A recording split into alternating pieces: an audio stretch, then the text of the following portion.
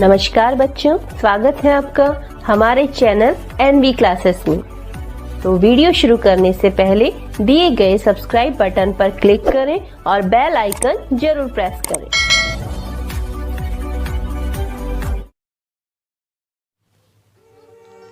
आज के इस वीडियो में हम बात कर रहे हैं हुमायूं जो कि बाबर का बेटा था और इसी कारण ये दिल्ली सल्तनत के बाद मुगल वंश का दूसरा शासक बना।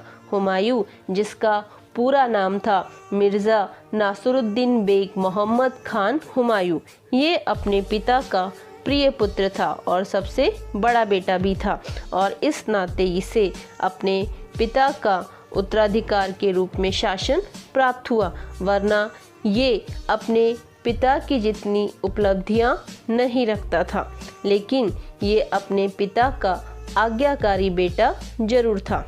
बाबर जो चाहता था कि हुमायूं अपने भाइयों के साथ मिलजुल कर शासन करे, तो ऐसे में हुमायूं ने अपने पिता की आज्ञा के अनुसार अपने साम्राज्य को अपने भाइयों में विभाजित कर दिया, जो कि शायद उसकी सबसे बड़ी भूल रही। इसने अपने भाई कामरान को काबुल और कंधार का हिस्सा दे दिया, जो कि आज के अफ़गानिस्तान का भाग है। इसके अलावा इसने अस्करी को संभल दे दिया और हिंदाल को अलवर और मेवात जिसके बारे में वर्तमान में आप न्यूज़ चैनलों में सुन ही रहे हैं।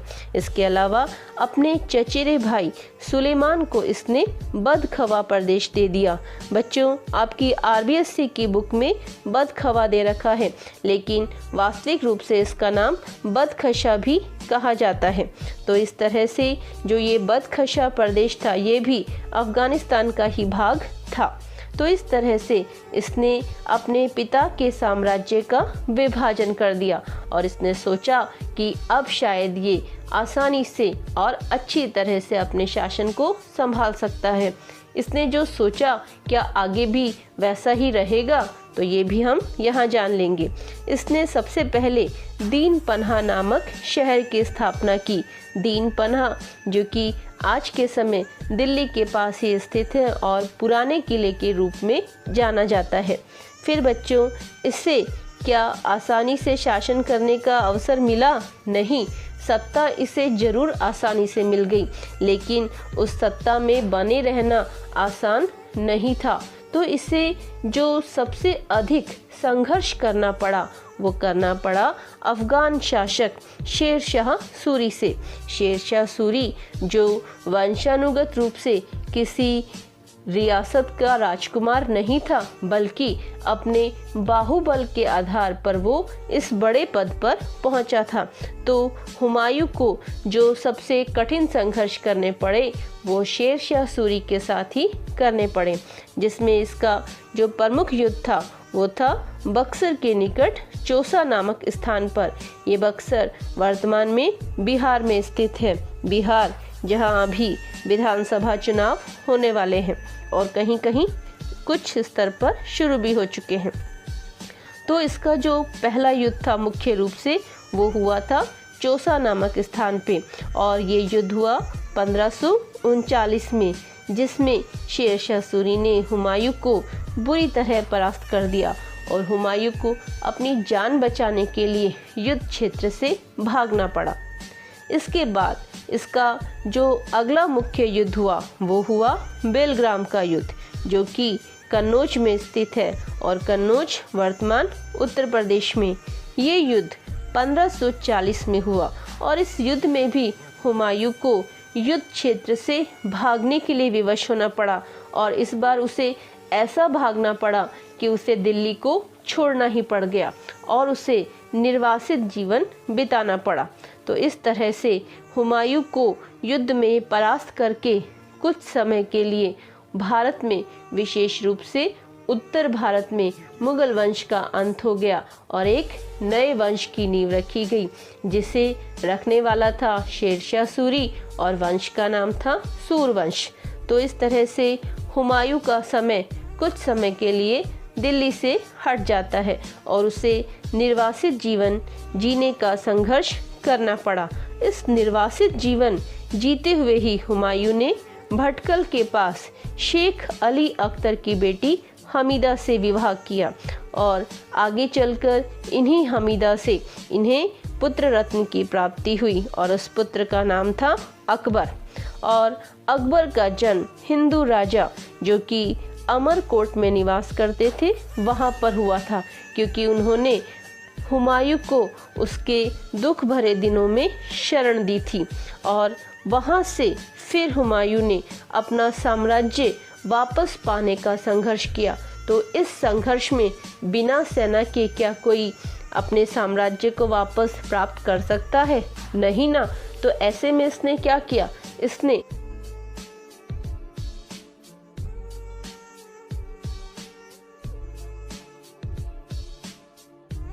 उस समय के शक्तिशाली शासक तहमास्प से मदद लेने के लिए ईरान की ओर चल पड़ा। ईरान के शासक ने इन्हें शरण देने का आश्वासन दिया, लेकिन कहा जाता है कि बदले में उन्होंने एक शर्त रखी कि हुमायूं को शिया धर्म अपनाना पड़ेगा। आप जानते ही हैं इस्लाम में 2 शाखाएं हैं, एक सुन्नी और एक शिया। जैसे कि हुमायूं वो जन्म से सुन्नी था, लेकिन बाद में कहा यह भी जाता है कि सेना की प्राप्ति के लिए उसने तहमास्प की ये शर्त स्वीकार कर ली और इसके स्वीकार करते ही तहमास्प ने भी इसे हर तरह से सहायता प्रदान की और इस सहायता के बल पर ही इसने वापस से हिंदुस्तान को दोबारा जीतने का प्रयास किया और इसी क्रम में इसने लाहौर पर अधिकार कर लिया। अब आप सोचेंगे ये लाहौर तो हिंदुस्तान में है ही नहीं, फिर तो बच्चों 1947 से पहले लाहौर भारत का ही भाग था। आज ये पाकिस्तान का मुख्य शहर है। तो इस तरह से इसने अपनी शुरुआत लाहौर से की। उसके बाद इसने नसीब खां और तातार खां इन दोनों को मच्छीवाड़ा के युद्ध में हरा दिया। ये स्थान जो मच्छीवाड़ा है ये आज के समय लुधियाना से लगभग 19 मील पूर्व सतलज नदी के किनारे है और इस युद्ध का जो जीत का श्रेय जाता है वो जाता है बैरम खां को। ये वही बैरम खां हैं जो आगे चलकर अकबर के संरक्षक बनेंगे। तो इस तरह से मच्छीवाड़ा के युद्ध के साथ ही इन्होंने पंजाब पर अधिकार कर लिया। फिर उसी क्रम में आगे बढ़ते हुए इन्होंने सरहिंद के निकट हुमायूं ने अफगानों को भी हरा दिया और इस युद्ध का जो श्रेय जाता है वो भी बैरम खां को ही जाता है। तो इस तरह से इन विजयों के द्वारा हुमायूं ने अपने साथियों के साथ मिलकर वापस से दिल्ली में मुगल वंश की नींव रखी और एक बार फिर से 23 जुलाई 1555 को हुमायूं का दिल्ली में राज तिलक किया गया। इससे पहले इसका जो राज तिलक किया गया था वो 30 दिसंबर 1530 को किया गया था, यानी बाबर की मृत्यु के 4 दिन बाद। तो इस तरह से ये ऐसा मुगल शासक था जिसका 2 बार राज तिलक किया गया। लेकिन इस राज तिलक के बाद क्या ये अधिक समय तक शांतिपूर्वक शासन कर पाए? नहीं। कहा जाता है ना कि किसी के जीवन में अगर सुख नहीं लिखा है तो सब कुछ पाकर भी वो उन चीज़ों को हासिल नहीं कर पाता। यहाँ हुमायूं ने वापस से सत्ता हासिल कर ली, सब कुछ हासिल कर लिया, लेकिन फिर भी 24 जनवरी 1556 ईस्वी को दीन पन्हा में स्थित अपने पुस्तकालय की सीढ़ियों से गिरकर वो घायल हो गया और वहीं उसकी मृत्यु भी हो गई।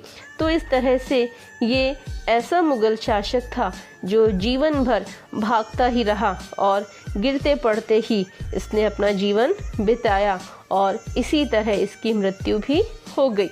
इसके बारे में कहा जाता है कि ये बुद्धिजीवी था और ज्योतिष के क्षेत्र में भी इसकी विशेष आस्था थी। और तो और ये हर दिन में वार जो कपड़े पहने जाते हैं वो उन तिथियों के अनुसार ही पहना करता था। लेकिन इसमें एक बुराई भी थी, ये हमेशा अफीम के नशे में चूर रहता था। आज के समय अगर ये ऐसा करता तो शायद एनसीबी वाले इसके खिलाफ सख्त कार्यवाही कर सकते थे, लेकिन उस समय तो ये खुद ही शहंशाह था, इसलिए इसका कोई कुछ नहीं कर सकता था। तो ऐसे में इन सारी अच्छाइयाँ और बुराइयों के साथ इस मुग़ल शासक का अंत हो गया। और इसके अंत के बाद भी कहा जाता है कि 17 दिन तक इसकी मृत्यु के समाचार को गुप्त रखा गया, क्योंकि उनको लगा कि कहीं जनता विरोध ना कर दे या विरोधी इनका विरोध ना कर दे और सत्ता में कहीं कुछ हलचल ना हो जाए। तो इन सारी परिस्थितियों को देखते हुए इनके जैसे ही चेहरे मोहरे के व्यक्ति मुल्ला बैक्सी को इनके लिबास में जनता के समक्ष पेश किया गया, क्योंकि जनता उस समय अपने शासक को पूरी तरह से नहीं पहचाना करती थी। तो इनके थोड़े से हुलिये से ही वो संतुष्ट हो गए और बाद में जाकर अकबर जब दिल्ली पहुँचे तब ये खबर दी गई। तो इस तरह से मुग़ल वंश के इस दूसरे शासक का अंत हो गया और इनके पश्चात जो इनका उत्तराधिकारी बना वो इनका 13 साल का बेटा अकबर शासक बना, जिनके बारे में हम अपने अगले वीडियो में जानेंगे। अकबर के बारे में, जिनका पूरा नाम अब्दुल फतेह जलालुद्दीन मोहम्मद अकबर था। अकबर जो कि भारत में अकबर महान के नाम से जाने जाते हैं। इनकी महानता के पीछे क्या कारण था? क्या ये सच में महान थे या सिर्फ इतिहास में इनके बारे में यूं ही लिखा गया है? तो इन सारे सवालों के जवाब जानने के लिए हम आज आपको अकबर के बारे में बताएंगे। जैसा कि आप सभी जानते हैं कि अकबर बाबर के पोते और हुमायूं के बेटे थे और इनका जो शासन काल था वो 1556 से 1605 ईस्वी तक था। तो लगभग 50 वर्षों तक इनके द्वारा शासन किया गया और इस लंबी शासन अवधि में इनके द्वारा बहुत सारे काम किए गए। तो शुरुआत करते हैं हम इनके जन्म से। अकबर का जो जन्म हुआ था वो अमरकोट के किले में हुआ था। अमरकोट आज के समय पाकिस्तान में स्थित है और अमरकोट के जो राजा थे उनका नाम था उस समय राणा अमरसाल। राणा अमरसाल जो कि एक हिंदू शासक थे, उनके यहाँ एक मुस्लिम शासक के पुत्र का जन्म हुआ और वो जन्म हुआ था 1542 ईस्वी में। इनका जो ये जन्म हुआ ये अमरकोट के राजा के यहाँ क्यों हुआ? क्या कारण रहा होगा? क्या मुगल शासक के पास खुद का महल नहीं था? तो बच्चों, इसके पीछे भी हम पहले आपको शेरशाह सूरी के वीडियो में बता ही चुके हैं कि किस तरह से शेरशाह सूरी से हुमायूं युद्ध में हार गया और उसे दिल्ली छोड़कर भागना पड़ा और ऐसे निर्वासित जीवन में ही उसने हमीदा बानो बेगम से विवाह किया और फिर उसने शरण ली अमरकोट के राजा के यहाँ और जहाँ अकबर का जन्म हुआ। और उस जन्म के बाद जो उनका लालन पालन हुआ वो भारत के ही छोटे छोटे क्षेत्रों में किया गया छुपाकर। और हुमायूं ने जो शरण ली वो ली थी ईरान के शासक से और बाद में अपनी शक्तियों को एकत्रित करके उसने वापस से मुगल सत्ता हासिल की थी। तो सत्ता हासिल करने के बाद भी वो अधिक समय तक शासन नहीं कर पाया और वो अपने ही पुस्तकालय की सीढ़ियों से गिरकर मर गया। इन सारी परिस्थितियों के बीच में अकबर का राज तिलक मात्र 13 वर्ष की आयु में किया गया और ये राज तिलक किया गया 14 फरवरी 1556 ईस्वी को। और उनका राज तिलक करने वाले उनके विश्वस्त सेनापति थे बैरम खां। बैरम खां जो कि हुमायूं के बहुत ही योग्य सेनापति थे और अपनी योग्यताओं के ही कारण आगे चलकर ये अकबर के संरक्षक बने। लेकिन जब अकबर वयस्क हो गए तब इनकी स्थिति में परिवर्तन आ गया था। अकबर ने जब दिल्ली का शासन संभाला तो उसे संघर्ष करना पड़ा अफगान सेनापति हेमू से। लेकिन इसमें भी सफलता हासिल की बैरम खां ने। और ये जो युद्ध हुआ था, ये प्रसिद्ध युद्ध हुआ 5 नवंबर 1556 ईस्वी को, जो कि इतिहास में पानीपत के दूसरे युद्ध के नाम से जाना जाता है। और इस युद्ध में मुगलों को जीत हासिल हुई। लेकिन क्या जो ये सेनापति हेमू था, क्या ये कमजोर शासक था? नहीं बच्चों, ये एक ऐसा योद्धा था जो कि 22 युद्धों में अपराजित रहा, यानी इसे किसी ने कभी युद्ध में नहीं हराया। ये एक सुयोग्य हिंदू सेनापति था। लेकिन किसका? ये था बिहार के अफगान मोहम्मद आदिल शाह का सेनापति था।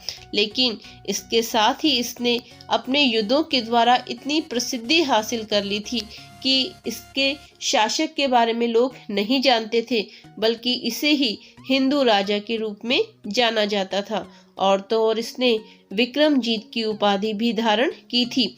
विक्रम शब्द का अर्थ होता है बच्चों कभी न हारने वाला। तो इस तरह से ये विक्रमजीत कहलाया। लेकिन इस युद्ध में, यानी जो पानीपत का दूसरा युद्ध हुआ था, इस युद्ध में एक तीर आके इसकी आंख में लग गया, जिससे ये अपने हाथी से नीचे गिर गया। और इसकी सेना को लगा कि हमारा राजा मारा गया, और सेना तितर बितर हो गई। और इस स्थिति का लाभ उठाया मुगलों ने। तो इस तरह से भारत में वापस से मुगल वंश की स्थापना की गई। अब जब शासन संभाल लिया, तो उस शासन को संभालने के साथ ही अकबर की इच्छा थी कि वो अपने साम्राज्य का विस्तार करे। और साम्राज्य का विस्तार करना होगा तो कहीं युद्ध, कहीं मित्रता करनी ही होगी। तो इसी कड़ी में अकबर ने अपने विजय अभियान किए, जिसमें सबसे पहला जो अभियान उसने किया वो किया था 1516 ईस्वी में। और जिसके खिलाफ किया, उस शासक का नाम था बाज बहादुर। और बाज बहादुर जो कि इतिहास में संगीत प्रेमी के नाम से भी जाने जाते हैं। और इनसे इसने मालवा, चुनार और गोंडवाना, ये तीनों किले हासिल कर लिए। तो इस तरह से बाज बहादुर को युद्ध में हराकर उसे अपना मनसबदार बना लिया। फिर बच्चों, राजस्थान का जो रणथंबोर का किला है, जिसे हम अजय किला कहते हैं, इस किले के जो सिपह सलार थे सुरजनहाड़ा, उन्हें भी इसने युद्ध में हरा दिया और रणथंबोर का किला भी जीत लिया। इन सारे युद्धों के कारण राजा रामचंद्र अकबर के प्रभाव से भयभीत हों या प्रभावित हों, उन्होंने कालिंजर का किला बिना युद्ध किए ही अकबर को सौंप दिया। इसे हम क्या कहेंगे? प्रभावित होना या राजा का डर जाना। फिर बच्चों, 1570 में मारवाड़ और बीकानेर, इनके शासकों ने भी अपने किले अकबर को सौंप दिए और उसकी मित्रता स्वीकार कर ली। फिर बच्चों आता है मुजफ्फर शाह, जो कि गुजरात के शासक थे, और दाऊद खां जो कि बंगाल के शासक थे। इनसे भी अकबर ने युद्ध के द्वारा इनके क्षेत्र छीन लिए। इससे ये बात तो स्पष्ट हो ही जाती है कि उसने अपने साम्राज्य विस्तार में ये नहीं देखा कि किस जगह का शासक हिंदू है या किस जगह का शासक मुसलमान है। उसने सिर्फ अपने राज्य के विस्तार करने को देखा। फिर उसका जो सबसे प्रबल शत्रु के रूप में जाने जाते हैं वो थे महाराणा प्रताप, जिनका संबंध मेवाड़ से रहा था। और महाराणा प्रताप को अपने अधीन लाने के लिए अकबर ने जीवन भर प्रयास किया, लेकिन वो अपने इस प्रयास में कहीं भी किसी भी तरह से सफल नहीं हो पाए। उन्होंने बातचीत के द्वारा महाराणा प्रताप को अपने अधीन लाने का प्रयास किया, लेकिन जब वो बातचीत के द्वारा नहीं माने तो अपने हिंदू सेनापति मानसिंह और मुस्लिम सेनापति आसिफ खान, इन दोनों के संयुक्त नेतृत्व में एक विशाल सेना हल्दी घाटी भेजी। और 18 जून 1576 का युद्ध, जिसे हम सभी इतिहास में हल्दी घाटी के युद्ध के नाम से जानते हैं, इस युद्ध का जो मुख्य उद्देश्य रहा था महाराणा प्रताप को अपने अधीन करना, उस युद्ध में ये सफलता वो हासिल नहीं कर पाया। और तो और जीवन पर्यंत, यानी अपने जीते जी महाराणा प्रताप ने अकबर की अधीनता स्वीकार नहीं की, इसलिए इतिहास में आज भी महाराणा प्रताप का नाम सम्मान के साथ लिया जाता है। इसके अलावा अकबर ने जिन शासकों को हराया था उनके नाम हैं काबुल के मिर्जा हकीम, कश्मीर के यूसुफ, सिंध के मिर्जा जानी बेग और उड़ीसा के निसार खां, कंधार के हुसैन मिर्जा और खालिद के अली खां। तो इस तरह से कंधार से लेकर पूर्वी भारत तक के क्षेत्रों के राजाओं को अकबर ने युद्ध में हरा दिया और अपने क्षेत्र का विकास किया। यानी जो उसे विरासत में हुमायूं से शासन मिला, उस शासन का उसने पूरे भारत में विस्तार कर लिया था, लेकिन पूरे भारत पर वो अधिकार नहीं कर पाया। इसके अलावा अकबर ने अहमदनगर की चांद बीबी को भी युद्ध में पराजित किया। चांद बीबी जो कि अपने क्षेत्र की रक्षा के लिए अपने शौर्य का प्रदर्शन करते हुए शहीद हो गई थी। फिर बच्चों, अकबर की जो अंतिम विजय थी वो थी असीरगढ़ की विजय, जो उसने 1601 ईस्वी में हासिल की थी और ये अकबर की अंतिम विजय बन गई थी। लेकिन यहाँ से भी उसे जल्दी ही उत्तर में आना पड़ा, क्योंकि ये असीरगढ़ की विजय के दौरान ही उसके बेटे सलीम ने उसके खिलाफ विद्रोह कर दिया था। लेकिन जितनी बार भी जहांगीर, जो सलीम के नाम से विख्यात रहे थे, विद्रोह किया, अकबर ने एक पिता होने के नाते उसे हर बार माफ कर दिया था। फिर बच्चों, एक शासक अपने शासन का विस्तार तो कर लेता है, लेकिन उस शासन को बनाए रखने के लिए उसे हर सरदार को, हर मनसबदार को भी खुश रखना पड़ता था। लेकिन क्या हम हर किसी को खुश रख सकते हैं? उसकी सारी बातें मान सकते हैं? नहीं। तो कहीं ना कहीं कुछ विद्रोह भी हुए और ऐसा ही कुछ अकबर के शासनकाल में भी हुआ। तो उसके जो मुख्य विद्रोह थे उनमें से प्रमुख हैं 1564 ईस्वी में मालवा के गवर्नर अब्दुल्ला खां के नेतृत्व में उजबेगों ने विद्रोह कर दिया। और ये विद्रोह कोई एक बार नहीं बल्कि 2 बार हुआ, लेकिन दोनों ही बार अकबर ने इन विद्रोहों को सफलतापूर्वक कुचल दिया। इसके बाद आता है 1584 का विद्रोह, जो गुजरात में हुआ था, और इस गुजरात के विद्रोह को दबा दिया गया था अब्दुल रहीम खान खाना के द्वारा।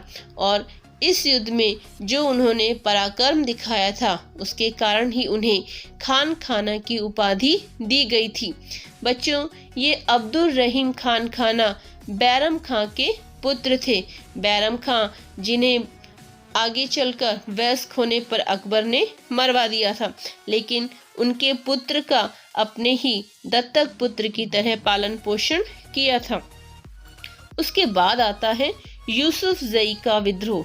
यूसुफ जई के विद्रोह के समय अकबर ने अपने प्रिय मित्र और अपने नवरत्न बीरबल को खो दिया।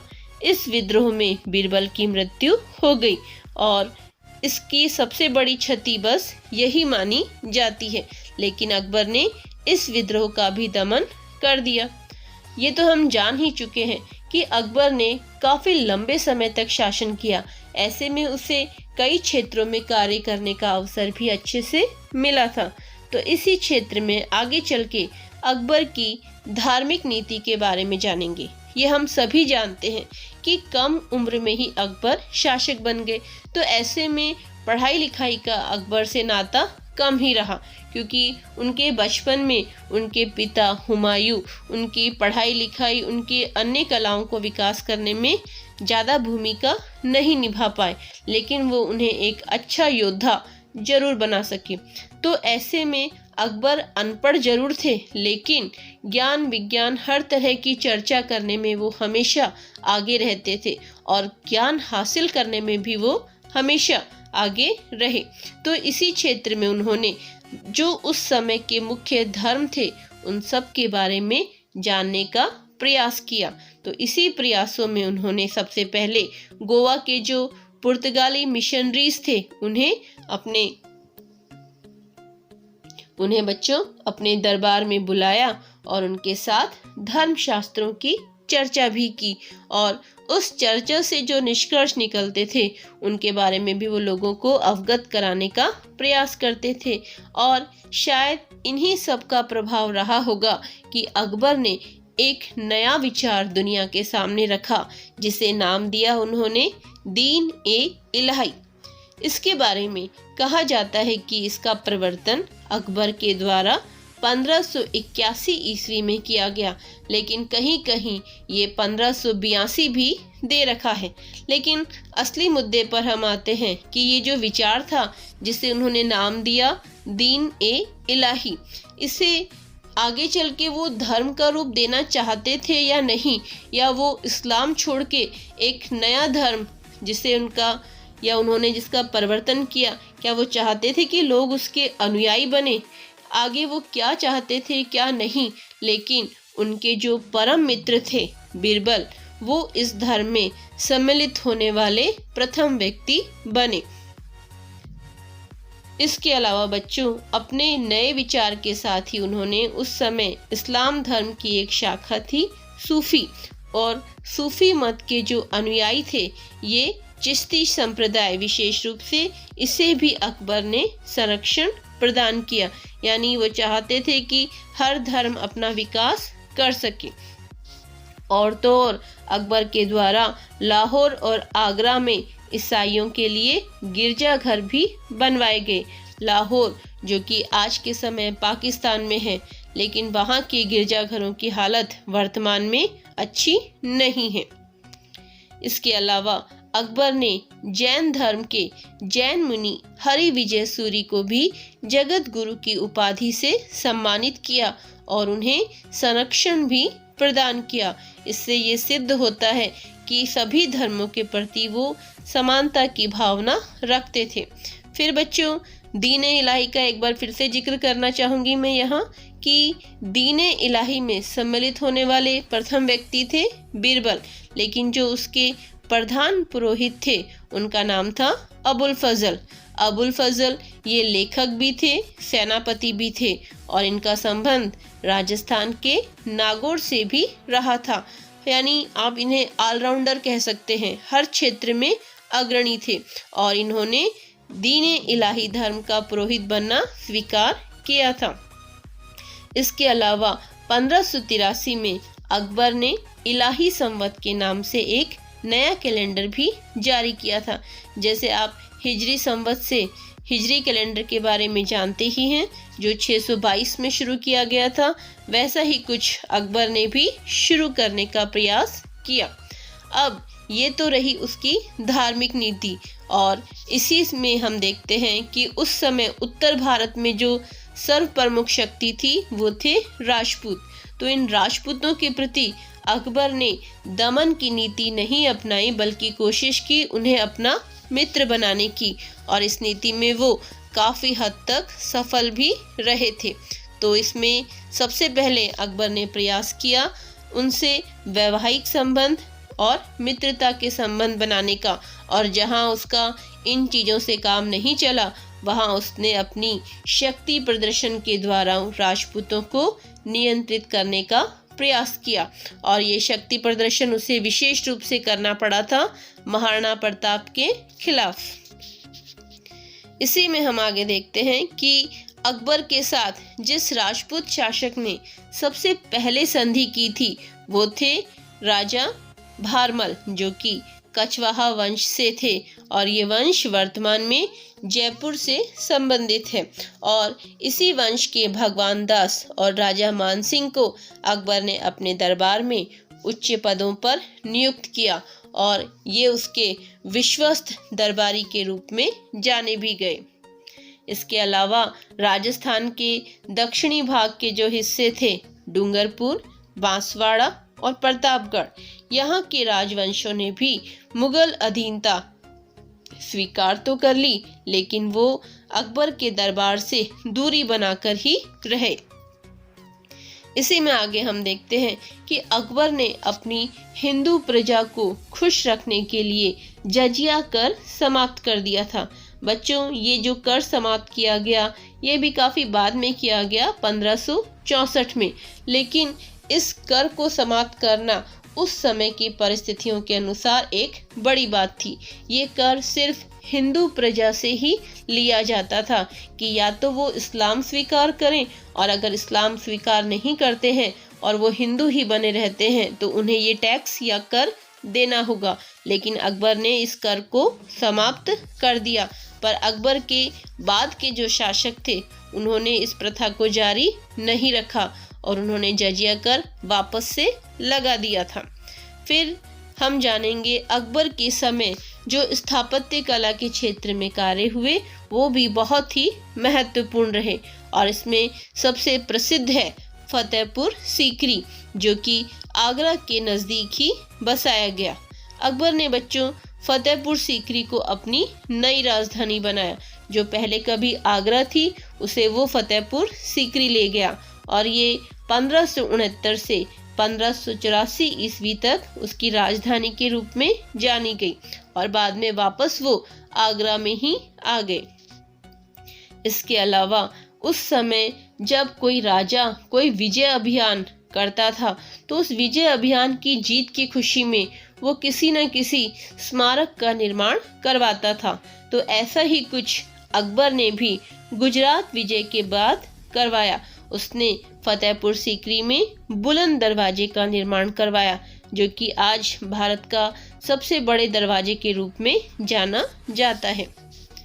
फिर इन सारे कार्यों के बीच में अकबर अब वृद्धावस्था के कारण बीमार रहने लगे, और 1605 ईस्वी में लंबी बीमारी के कारण अकबर की मृत्यु हो गई, और ये मृत्यु का दिन था 27 अक्टूबर 1605। उन्होंने उस समय की जो प्रथा थी कि राजा अपने जीते जी ही अपनी कब्र की व्यवस्था भी कर जाता था, तो अकबर ने भी अपने लिए एक मकबरे का निर्माण शुरू करवा दिया था, जिसे पूरा करवाया उनके बेटे जहांगीर ने। और ये जो मकबरा बनाया गया ये सिकंदरा में बनाया गया, और यहीं अकबर को दफनाया गया। कहा जाता है कि इस मकबरे का जो निर्माण किया गया वो बौद्ध कला से प्रभावित था, यानी उसने सभी धर्मों की चीज़ों को शामिल किया, उसमें उसने बौद्ध धर्म को भी स्थापत्य कला में शामिल किया था, या आप कह सकते हो कि बौद्ध कला से भी वो प्रभावित रहा।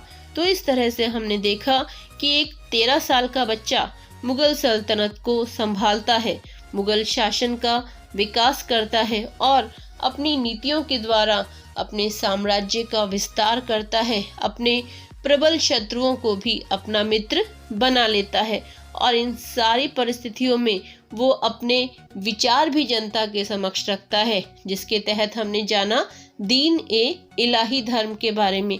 उसने अपने विचारों को किसी के ऊपर थोपने का प्रयास नहीं किया। उसने ये नहीं चाहा कि दीन ए इलाही धर्म को लोग तलवार के बल पर अपनाए, या राजा ने नया विचार रखा है तो सारी प्रजा उसे अपनाए। उसने लोगों के सामने खुले रूप में छोड़ दिया, आपकी इच्छा हो तो उसे अपनाए वरना नहीं। तो इससे उसके अच्छे विचारों के बारे में हम जान सकते हैं। और जहां उसने अपने साम्राज्य का विस्तार किया तो उस साम्राज्य विस्तार में उसने ये कहीं नहीं देखा कि ये हिंदू शासक है या ये मुस्लिम शासक है, और अपने साम्राज्य का विस्तार किया। तो अपनी इन्हीं खूबियों के कारण अकबर मुगल वंश का सबसे योग्य शासक के रूप में भी जाना जाता है, और इसे जो महान नाम दिया गया है शायद उसके इन्हीं कार्यों के कारण दिया गया है। यदि आपको हमारा वीडियो अच्छा लगे तो इसे लाइक करें और अपने दोस्तों के साथ शेयर करें, और हमारे चैनल एनवी क्लासेस को सब्सक्राइब करें। धन्यवाद। जय हिंद।